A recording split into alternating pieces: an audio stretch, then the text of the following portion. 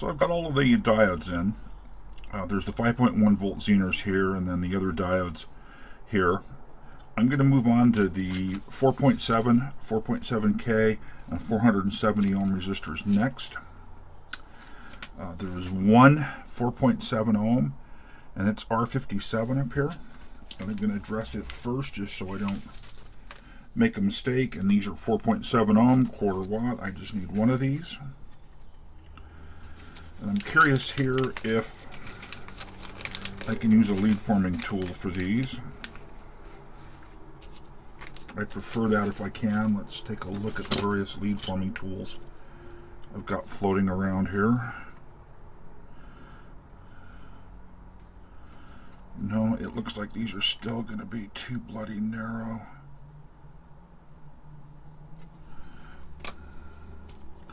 .4. No, there's nothing here. In my lead forming tools, I don't think that's going to help me. These are really old, so we will just manually 4.7 ohm, 1%.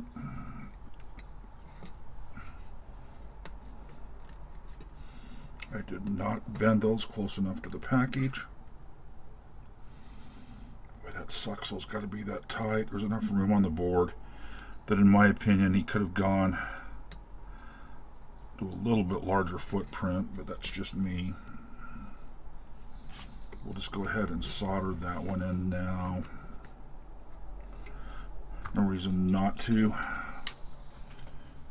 You may have noticed underneath the work area I've got both a component list and a blown up picture of the front of the board where I can read the silk screen easier.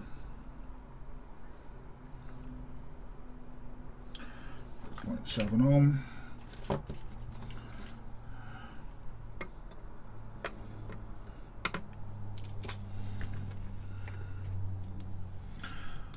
See, 4.7 ohm. Go ahead and mark it off. 4.7 ohm, R57. We've then got the 4.7K. 6, 7, 8, 9 of them. 4.7K. 470. I think these are the 4.7. And these are the 4.7K.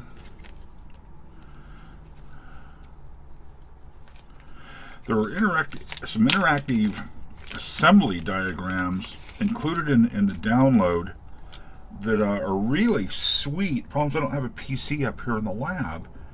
And with my eyes the way they are, I need decent glasses to be able to read a computer screen with any fidelity. So I'm kind of back to old school methods here. 4.7K.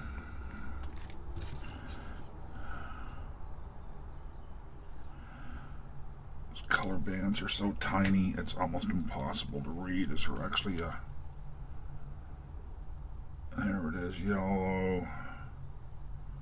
Why do those look like 470 ohm to me? When in doubt, test. That's why the meters are always sitting here close.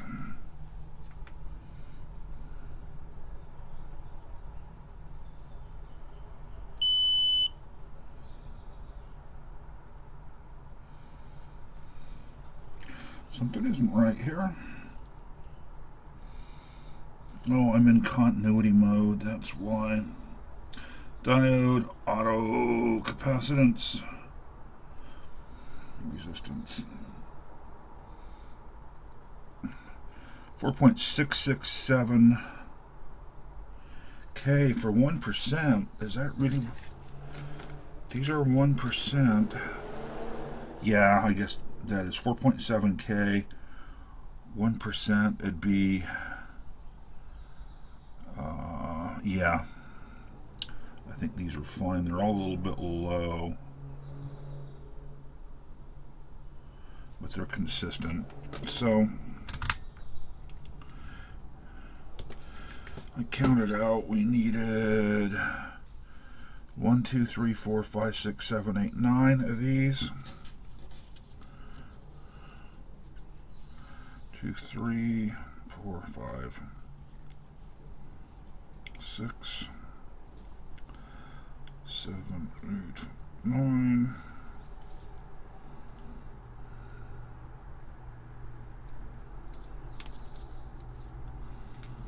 4. I think I just got 10 accidentally. 4, 5, 6, 7, 8. I did. Crap.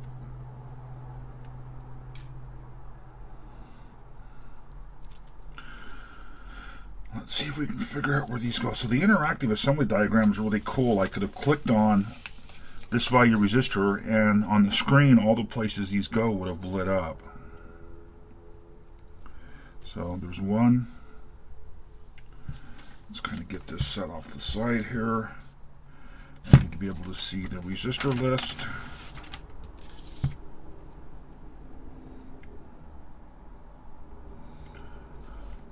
I see R29 right here.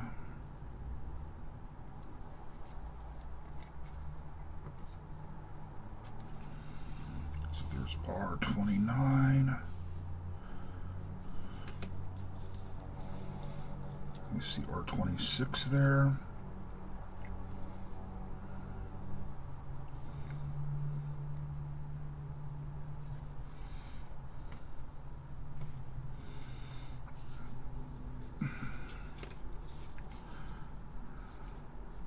R33.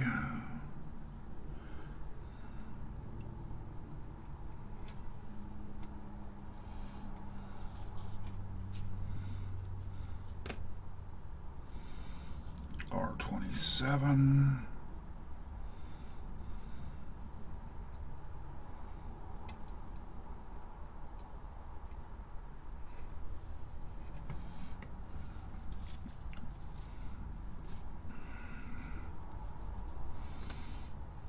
R31. It is one correct. R31. And it is. R30.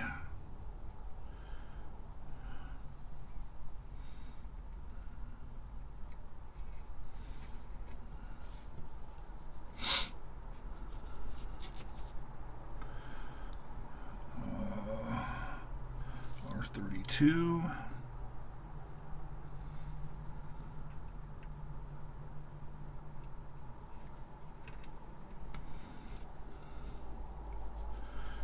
And R55. 1, 2, 3, 4, 5, 6, 7. Oh, and R28. Okay, that's why the count didn't work out exactly.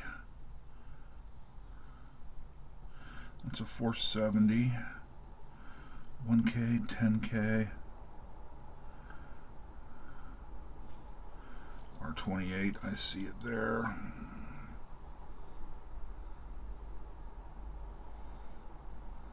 R28.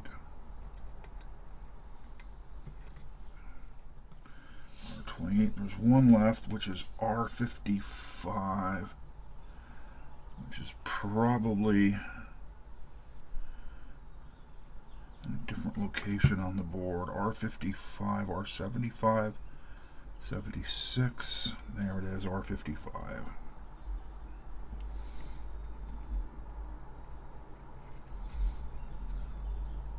It's pretty cool. Those went in easy enough, and in this case I'm going to use tape to hold those in place because the little sponge thing here isn't large enough to really be useful for this. And the good glasses for soldering. At least the hopefully good glasses. Which glasses I use is partly driven by how fatigued my eyes are.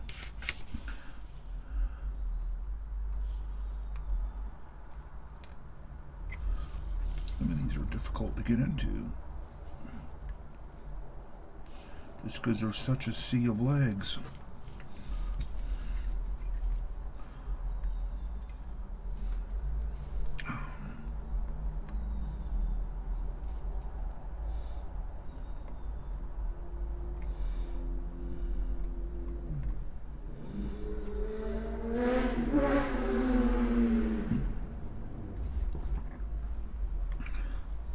Don't think it matters where you live. You get to listen to somebody's resonator. Jeez, sounds like a bad sci-fi movie. The Resonator, no, the Resonator. Maybe it was a movie. I don't know. I was once a punk kid with a loud automobile. I do remember. Of course, in those days it was cherry bomb mufflers that were just a straight through. You could put them in one direction and get some baffling the other direction. It was just basically a straight through exhaust. Back in the days of American muscle cars. And not Japanese. Like we have today. Not that there's anything wrong with them.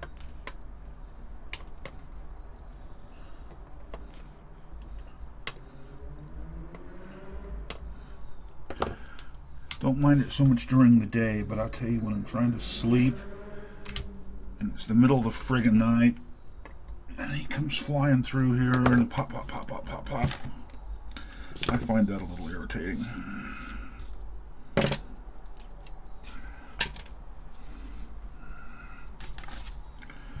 So really we're on to the 470s. Now I modified this parts list myself. It's actually kind of one I've created from ordering from, etc. to track my work, and it's been modified to put 470 ohm resistors over here in these spots. I have a lot of 74 series logic back to the, I think even in the late 60s, not LS or S or F, just 7400, 7404, early TTL, and those really, to be tested properly, require higher current, you know, to drive an input low or high than like an LS part does. They're, you know, that early stuff is power hogs, and as he points out in the manual, with 1K ohm resistors in here, you're probably going to have problems really getting an input low. So I'm going to the 470 so I can test that kind of stuff. If you're not testing early TTL logic, you may not need to make this modification and can just go with the 1Ks that he calls out by default. There's even some discussion in there about if you even need more current to pull something low or high, going to 220 ohm. I don't see a need for me to do that. So if I do, I don't want to have to rework this. I got a lot of 470s. There's overkill here, but these are 1% again. It was just cheapest in the end to buy 100 because of the quantity I needed. I need 1, 2, 3, 4, 5, 6, 7, 8 to begin with. 2, 4, 6, 8. I didn't mean to bend those leads up so bad on those. We'll start with these 8 in the middle here. So I've got these, the tolerance band here matching the 4.7 ohm we put in.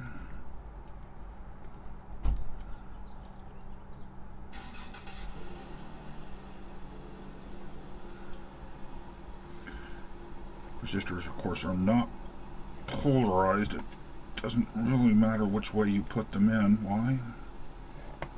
You want to not lay flush.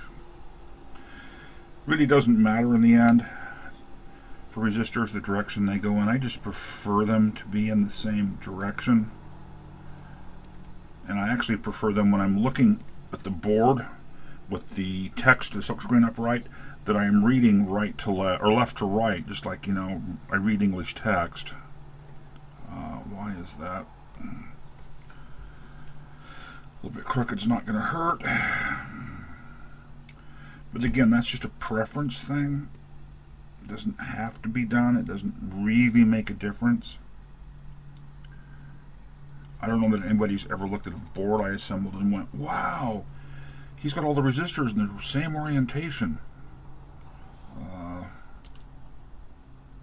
But again, when you're building, you know, for yourself, you can do whatever you want.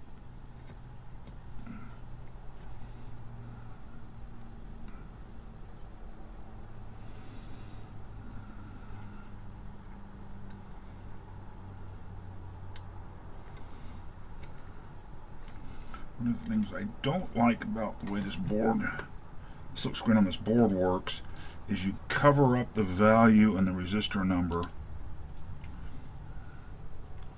when you put the resistor in, and there's some fairly dense places like in here where he didn't have room,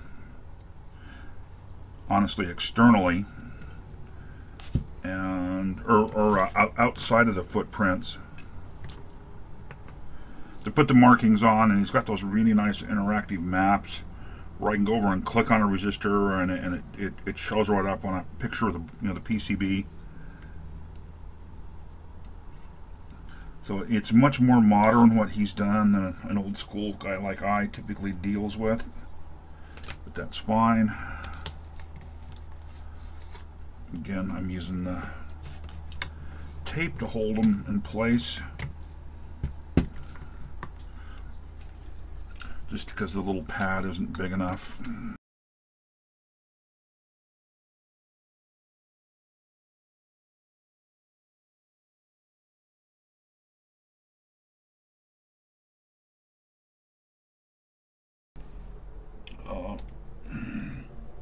Higher power reading glasses like what I'm wearing, these are probably 3 or 3.5 diopter. As my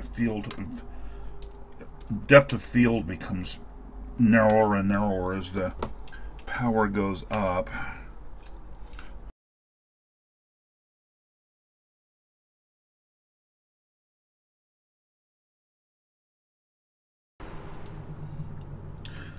Definitely not a bad board for assembly so far. I think I mentioned in a previous video the transistors are going to be a little bit more delicate just because of the spacing to the board. Oh boy, is that resistor in pitifully poorly. I hate that.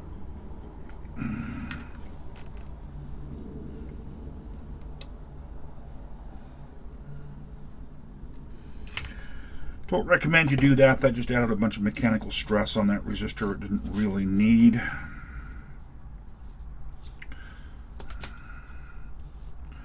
But it is what it is. So that was this row that goes 12, 13, 14, 15.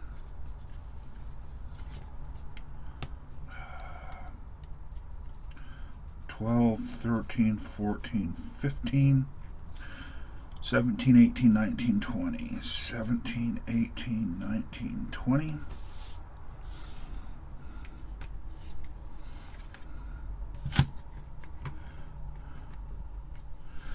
I've got 1, 2, 3, 4, 5, 6 along there.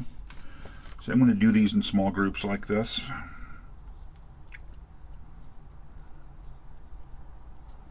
I just think it makes things a little simpler. It's a little less to manage all at once.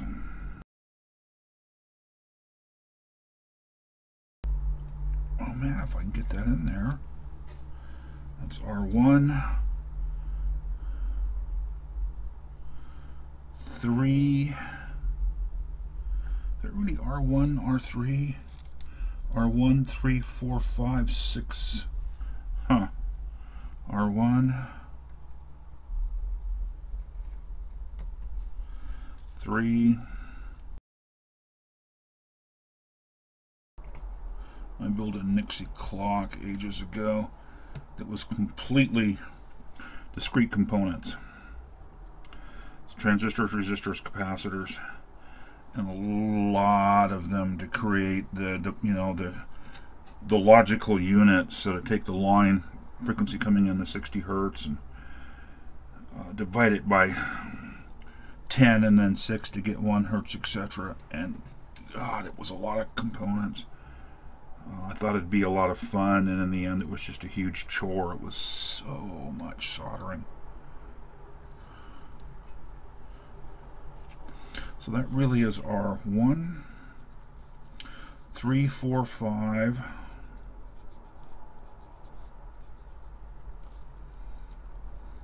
6, and 10.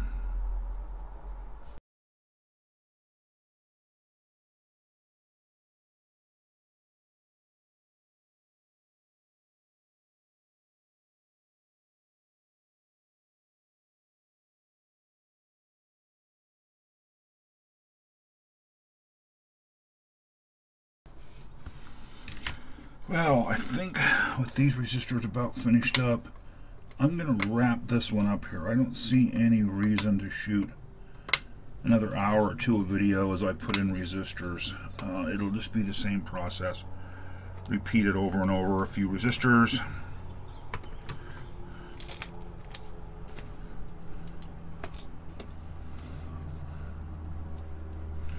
You know, I've got another row here. We've already hit in here. Just lots of other stuff. And then we've got these long banks over here to do. And this will just be a lot of rinse and repeat insertion and soldering. So I think with this one we'll wrap it up here, and I'll see you in the next video.